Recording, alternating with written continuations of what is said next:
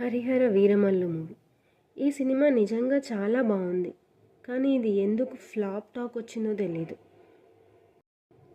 రీసెంట్గా వచ్చిన game changer కూడా మూవీ చాలా బాగుంది. బట్ అసలు ఈ రివ్యూస్ ఎవరు రాస్తున్నారో, ఎందుకు ఫ్లాప్ అవుతుందో కూడా తెలియదు. మంచి సినిమాలు జనాలకు చేరకుండా ఎందుకు చేస్తున్నారు? ఓజీ సినిమా, దేవర సినిమా, ఎక్కువ వైలెన్స్ ఉన్న మూవీస్ అంత హిట్ అవుతున్నాయి. నిజంగా జనాలు అంత వైలెన్స్ కోరుకుంటున్నారా? అంత వైలెన్స్ నిజంగా ఎంజాయ్ చేయగలుగుతున్నారా? కానీ పిల్లలతో అలాంటి సినిమాలు ఎలా చూస్తారు?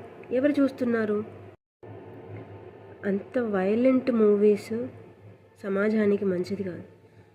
సినిమాలు చూసి చూసి అంత దగ్గరగా వైలెన్స్ చూసి పక్కన ఏం జరిగినా కూడా ఒక్కోసారి నార్మల్గా తీసుకుంటారు.